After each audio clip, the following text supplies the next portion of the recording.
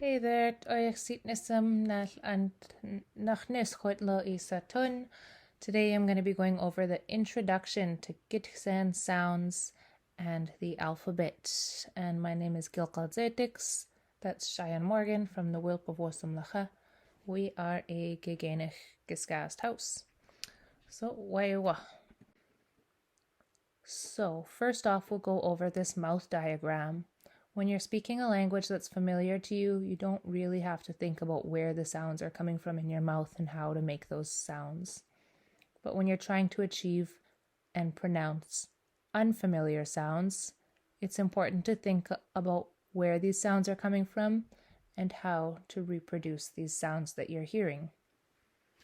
I will give a quick disclaimer that I'm not a linguist. I had to do a bit of learning and research to find out the different types of phonemes, the different types of sounds, and how they're achieved. First off, we'll start with the bilabial sounds. And that is, these sounds are produced from the very, very front of your mouth using your lips. It includes the sounds p, b, m, and w, which are all very familiar sounds in English. Next up are the alveolar sounds. Now, first we'll start by locating the alveolar ridge, which is right in behind your upper front teeth.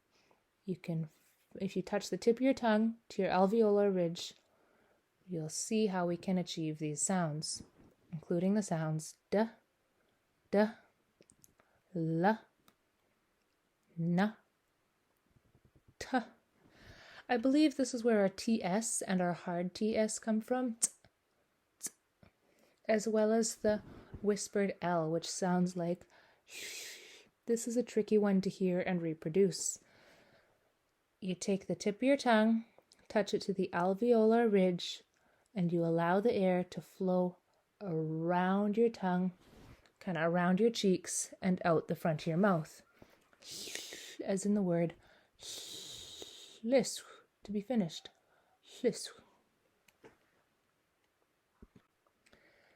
Next up we have the palatal sounds. These sounds are achieved by taking the body of your tongue, the main fleshy part of your tongue, and raising it to the roof of your mouth, that main cavity, roof of your mouth, that creates some type of constriction. Some examples of palatal sounds include the j, j, as well as y, and that front X is achieved by taking your tongue, raising it up towards that hard palate, and letting the air flow over top of your tongue and out your mouth. Kind of sounds like a hissing sound. So next up we have velar sounds. In behind the hard palate is the soft palate. And this diagram isn't the best because we also have back sounds which come from the uvula, that's the dangly thing at the back of your mouth. And this diagram does not differentiate the soft palate very well from the uvula, which we'll be talking about next. Some examples of velar sounds. It's used by touching the back of your tongue to the soft palate. Is k, our K, and our hard K, k, k, g for G. And we also have velar sounds that move very quickly to a bilabial sound, going from the back of your tongue to the very front of your lips. Gwa, kwa. That's the soft KW and the hard KW, kwa. I believe the XW is also a velar sound that moves really quickly into a bilabial sound, which is a very windy sound, like in the word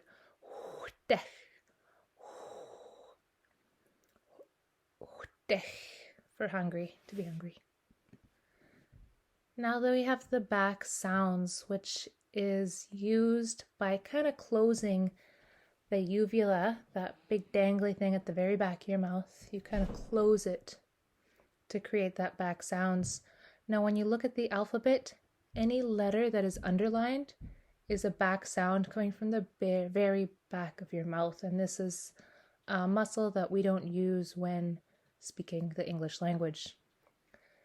Some examples of back sounds are the back G, g, g, g, the back K, k, k, k, and the back X, which almost lets a little air out while you're closing that back uvula.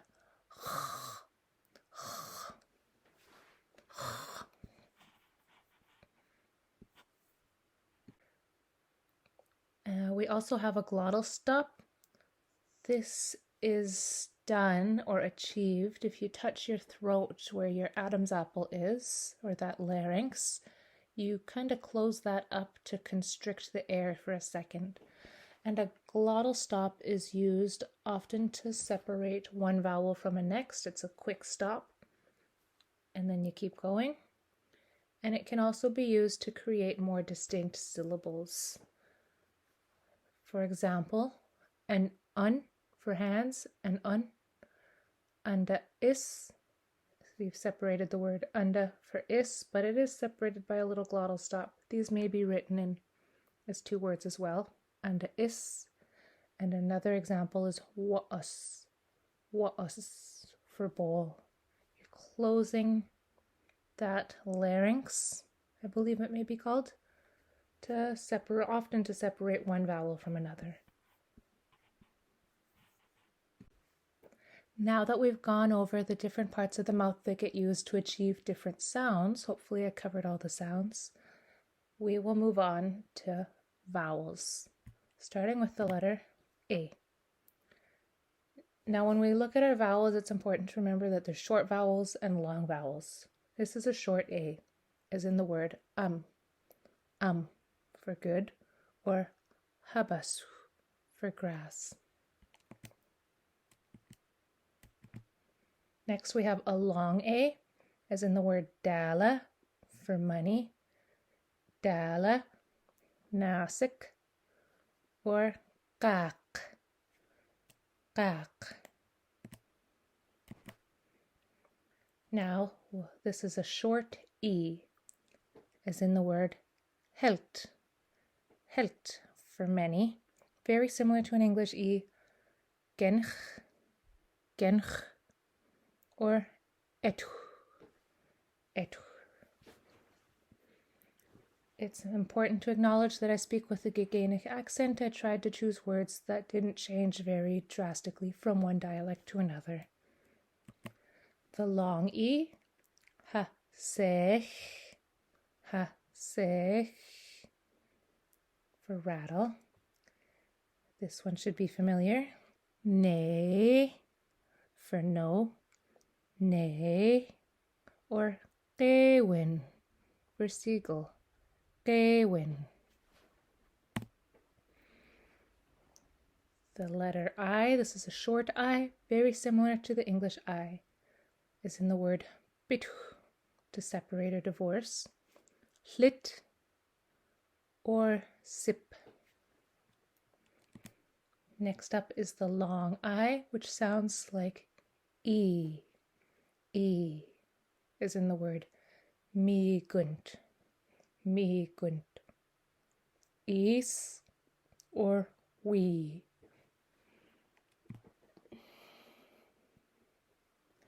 Next up is the short O. Sometimes sounds a little like a U, is in the word us, us. Gos for jump, gos, or llachs for sun, llachs, llachs. Us, gos, llachs. Next up is the long O, and it's pronounced O, O, O. Again, I speak with a Gitxsan accent. I'll do my best shot at a Gitxsan accent next. Some examples of the long O are quad, quad, quad for to lose or lost, got, got, and hobich, hobich. Now if you're speaking with a Gitxsan accent, it's a bit of a harder O. It's not O, it's ah, ah, quad, quad, got, got, and habe ich, habe ich. Next up is the short U.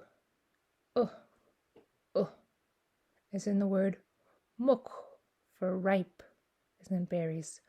Muk, or guch for to shoot something. Guch, or dulp to be short. Dulp. Muk, guch, dulp. Now we have the long U, which sounds very similar to oo, as in gaboo, doos, goosh, gaboo, doos, goosh. Now a lot of these sounds are going to be very similar to their English sound, as in the word letter B for bela, bela, d, d, d, doos, g, gyodan, g, gyodan, h, h, h, halite, J, which if you're speaking from a Gitxsan accent, it really sounds like an English J. But if you're speaking from a Gitxsan accent, it can sound more like a DZ or even a TS. Z, z. Again, I speak with the Gitxsan accent. Anzuk, anzuk. Anzem, anzem. Madzakale, madzakale.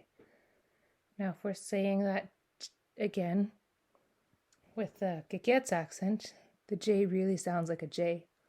Anjuk, anjem, or magicale. K, K is just as it sounds in English. K is in the word ux. L for L, lult, or lup for rock. L. M, same as English, m is in the word Miss Moose for cow. N is the same as English as well. N is in the word lun for fish eggs, or sins for blind. The P is the same as English as well. Our example here is the word whelp, whelp for house or family. S is s for simagit for chief, or gnes for a word for a young boy. The English T is the same as the Gitxsan T. Got, or at. TS, again, the same as English. There's yuts for to hit. Yuts. Diggin, because we never had chickens. Or tlats, which is a fishtail. Tlats. That word's tricky because it goes from the front of your mouth to the very back of your mouth very quickly. Tlats. Yen, Y makes the sound y.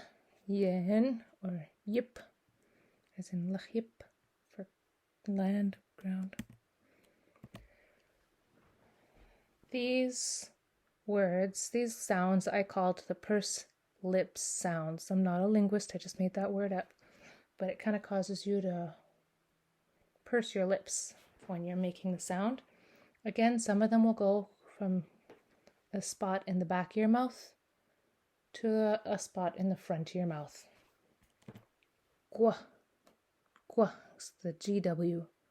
Gweek, gweek for groundhog, or gwalk, gwalk for dry. And here's the KW, which also showed up in the previous example. There's geek, to buy, geek, or gweek, gweek. I noticed it was more common for the KW to show up at the back of the words than at the front of the words. This is the hard KW. Very similar to the regular KW, but it pops out a little harder. If you see an apostrophe following a consonant, it often pops out of the mouth a little bit harder than you would use it in English. Quest, quest, quest, or cook, cook, cook, cook. And the XW, a very windy sound, as in the word zan, zan, which is one word for totem pole. Si, si, or machmoch, machmoch, for earrings. These are the popping sounds. Again, I'm not a linguist, I just make up these terms and tried to group them together as best as I could. So these are consonants that have an apostrophe associated with it. And with our writing system, I do notice apostrophe can even go before the consonant or after the consonant. It's not totally consistent. And neither was I. Oosh, or this is the hard K. Oosh. So you're taking a regular K and just popping it out a little bit harder than you would in English. Oosh for year, or zak, zak for dish or plate.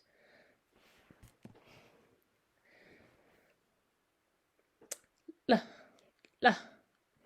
Seems like this hard L, I believe it's called, is used to kind of, almost a little bit like a glottal stop, to separate a vowel from that L.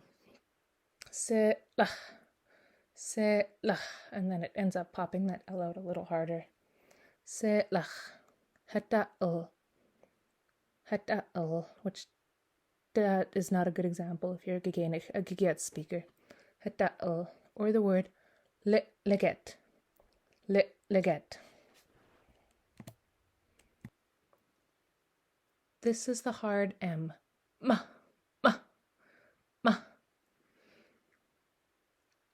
The sound between a regular M and a hard M, a regular N and a hard N, or a regular T and a hard T, can be very challenging to hear the difference and then to pronounce the difference. It takes a bit of time and practice, so be patient with yourself. Mal, mal, mal for canoe. Muk, muk, muk to catch a fish, and kan mala, kan mala, kan mala. I am also a second language speaker / second learner, so my pronunciation is still getting better and better. No, this is a hard N. No, as in the word nah for bait, or no, to die. It's a little bit harder and a little bit faster of a consonant, and it pops out a little bit more than a regular English N. Pa, pa, as in the word goipach, for bright like the sun or bright like a light. Goipach. Gop, for fish heart. Gop. Or gip. I also hear it pronounced gup. Gip, gup. Go ahead. Come on. The hard T. Dick. It's almost a borderline T/D, but it pops out a little harder than you would in English. Dick, dick, for belly button. Dix, dix, if somebody is coming, or tis, to punch. Tis. TL, this may be called the hard TL, and it doesn't show up too often in the language, but I was able to find a couple examples where it shows up at the front of the word and the back of the word. Waiwa. Kla, kla, kla, kla, as in the word clock, clock, or git. I hope I'm pronouncing that correctly. That's a new word for me. Git, git, clock or git. The hard TS. It's just like an English TS, but again it pops out a little harder. Toots, toots, toots. Zatwachs, zatwachs, zatwachs, or timzanks, timzanks for armpits. Timzanks.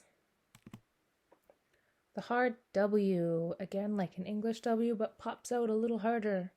Wah, wah, win, win for teeth, or watch for otter. Win, watch.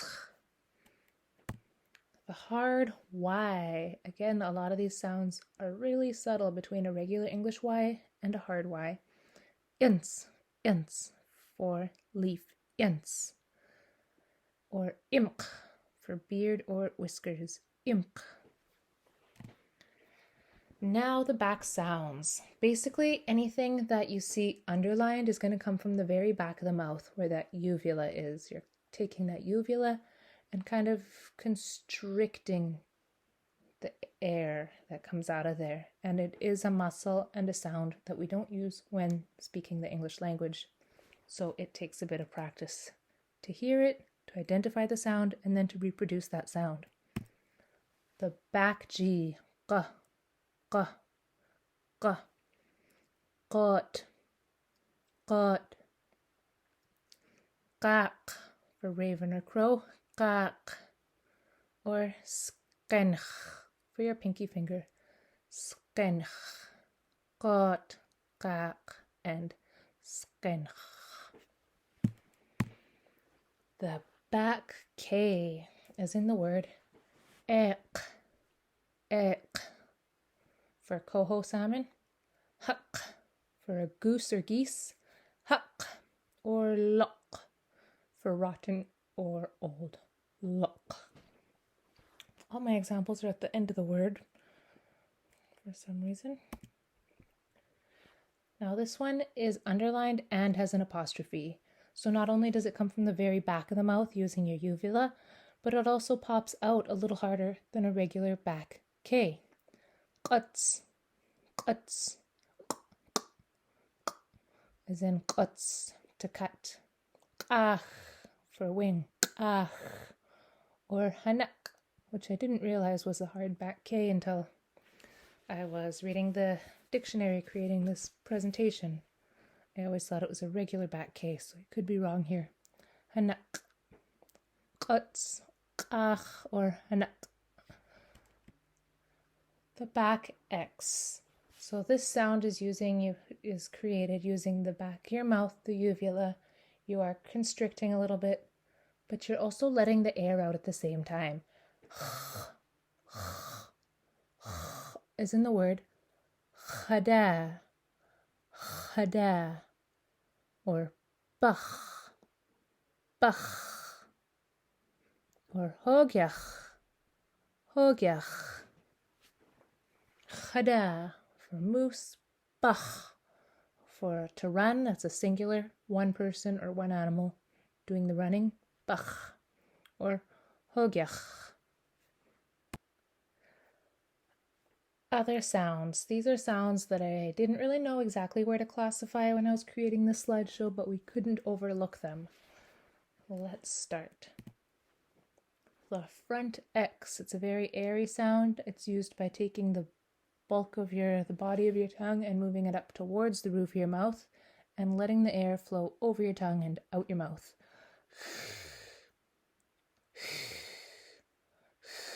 A little bit of a hissing sound is in the word anach, anach. HL, this is the whispered L, I believe. I often see this spelled backwards, LH, in other languages, and sometimes mix it up and spell it backwards myself. The pronunciation is sh, sh, sh, as in the word anush, anush. Schlabis, schlabis, for to be tired, and mich, mich, mich. This sound is used by taking the tip of your tongue, putting it on the roof of your mouth in behind your front teeth, and letting the air flow around your cheeks and out your mouth.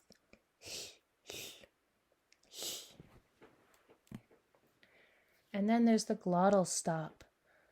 This is often used to separate one vowel from another or emphasize a little break in syllables.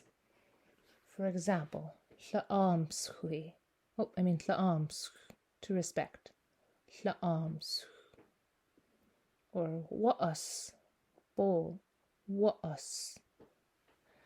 You'll often see in sentences, you may see an apostrophe used at the end of the word to join a pronoun to a noun or verb. Tla'amshui, I respect. Or tla'amshwin, you respect. We conjugate our pronouns right onto nouns and verbs, which can change the whole sound of the word, which we won't get into right now. One sound that is not in the alphabet, but I think it's worth mentioning, is AY. When you put an AY together, it makes the sound I, I, as in the word halite, halite, halite, or kite for hat, kite, kite. And I wanted to give this example.